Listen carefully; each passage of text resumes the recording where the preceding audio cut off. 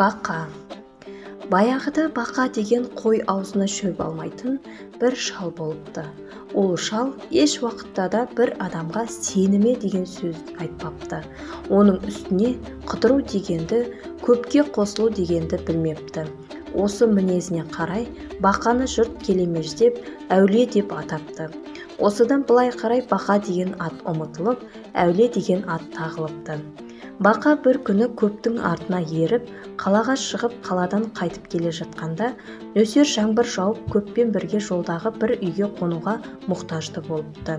Солардың қонған үйіне ел қыдырып, қазақтың қатын-қалашын алдап, сауда істеп, мал тауып жүрген бір бақалшы саудагер Ноғай қонады. Қонған үйлері бір дәукес байдың үйі болса керек. Қасындағы жолдастары Бақаны мазақтап, әулие деп атап отырғанда, есік жақта отырған бір шалға үйдің иесі де көңіл аудара қоймайды. Таң атады.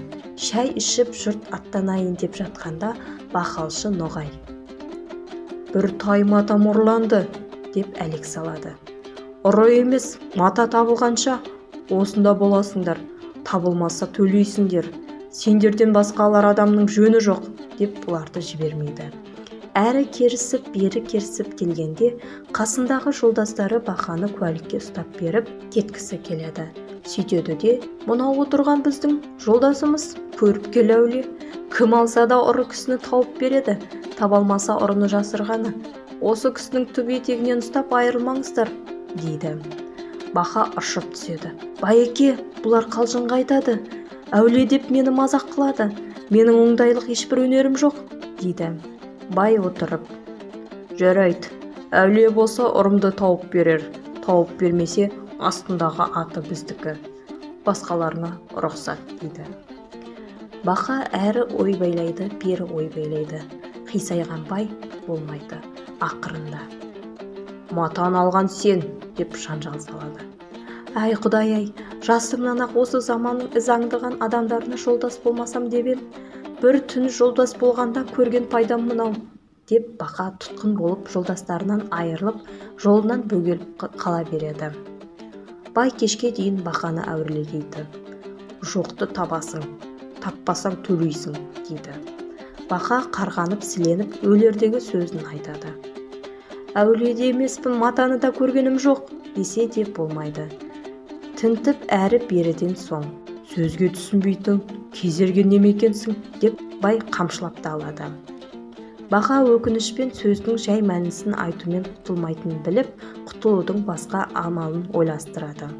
Ақырында: «Жарайды, мен ұрланған матаны табайын. Кешке бір бөлек үйді маған оңаша беріңдер. Таң атқанша соған түнеймін. Атымды үйдің артына байлап қойыңдар. Таң атқансын жоқтың ізінен хабар етем» дейді. Бай жарайды деп бір үйді оңашалап кешке Бақаны ішіне салады. Бақа олай бір, бұлай бір түнбекшіп жатып, түнімен өзін әлекке салған халықты да, Құдайды да қарғаумен болады. Таң қараңғысы болдау деген кезде сыртқа шығады. Шықса, аты байлаулы тұр екен. Бірақ байда Бақаның қулығындай қулық жоқ па? Ер тоқымын тығып қойған екен. Кедей сорлы дұрыс ер тоқым болған ба? Ер тоқым біреудік екен. Тастап кетсем ұят болар деп ер тоқымды іздей бастайды. Ана жерді бір, мына жерді бір қарап жүріп, үйдің жыртығынан шамның сәулесі келіп тұрған бір үйдің желкесіне келеді. Келсе ішінен күбір-күбір дауыс шығады. Тыңдап тұрса, сөйлесіп жатқан әйел мен еркек екен. «Құдай ұрым-ау, ана әулие дегені шын әулие болып, ашылып қалса не бетімізден айтамыз» дейді еркегі тұрып. «Әй, қойшы әрі, бұл қай бір әулие дейсің? Жоқтың айтқан несі? Мына қараш, шетінен бір сүйемдей жыртып алып едім. Өзі сәтен бе қалай?» дейді әйел. «Қанша дейсің?» «Бір талай, бұзылмаған. Оны тыққан жеріңнен біреу-міреу тауып алмай ма?» «Әй Құдай-ай, кім табар дейсің? Шұқыр тастың түбіндегі ағаштың түбін кім қазар дейсің?» Ер тоқым іздеген Бақа қуанып кетеді. Жарайды деп үйге қайта келеді. Бір сапарға бәледен аман құтылдым деп тыныш ұйқыға кетеді. Ертеңіне бай Бақаның бетіне қараса, кешегі Бақа емес, Бақаның көңілі жай, мінезі салмақты болып қалыпты. «Осы Құдай атқанның шынында да бірдеңесі болып жүрмегей» деп ойлайды ішінен.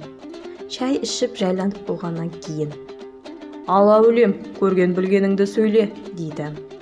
Бақа назданып азырақ отырып: «Осы ауылдың қатын-қалаштарына дейін қалдырмай жина», дейді.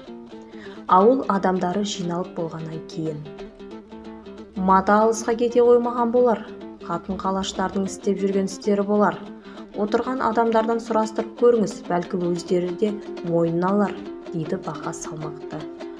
Жұрт біріне бірі қарасады.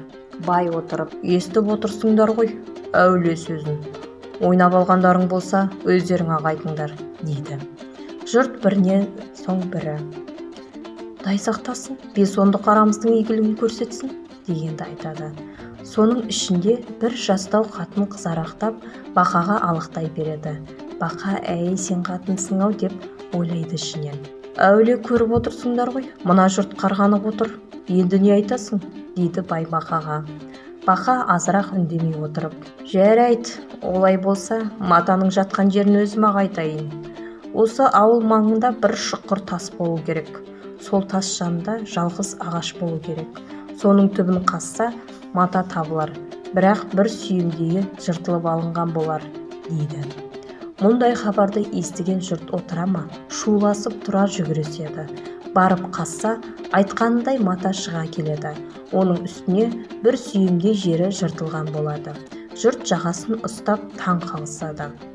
«Мынау нағыз көріп келдің өзі екен», деседі. Матаны алып жұрт бай үйіне келеді. Әуленің айтқаны дәл болғанын айтысады. Баяғы жас қатынның жүзі қуарып кеткенін Бақа көз жіберіп байқайды. «Әй, осы сенсің-ау», деп ойлайды да тағы ішінен. Жұрт біраз шуласқаннан кейін манадан бері мата өз ауылының ішінен шыққанға тұнжырап отырған бай: «Жарайды әулем, жоқтың үстінен де дәл түстің, мұның жақсы. Енді ұрлаған кісіні айтып бер», дейді. Бақа біраз кідіріп отырып: «Жоқ, табылды ғой, бала-шағалардың істеген ісі болар. Ар жағын қазбалап, біреу-міреуді ұялтып қайтеміз», дейді. «Әлде өзің тығып қойып, әулиелік қылып отырсың ба?» дейді бай кекетіп. Осы байдың өзінің қай жағынан шығып кетем деп мүдіріп отырған Бақа бұл сөзге киіп кетеді. «Олай болса, жарайды. Бірақ өзіңізге ұят келіп қалмасын», деп Бақа ептеп басып көтеріп, манағы дүдәмалды әйелге қарайды. Әйелдің көзі тайсалып жерге қарайды. «Дәл өзі екен», дейді ішінен Бақа. «Матаны алған», деп келе жатқанда Бақаның сөзін бөліп жігіт ағасы болған бір кісі: «Біздің үйдегі келіңіз екен, мына ноғайға ерегісіп тығып қойып жүрген», деп күңк ете түседі. Байдың беті көлдей болып төмен қарайды. Манадан бері алақтап отырған жұрт біріне бірі пыш-пыштап теріс қарап күле бастайды. Матаны ұрлаған байдың інісінің әйелі екен.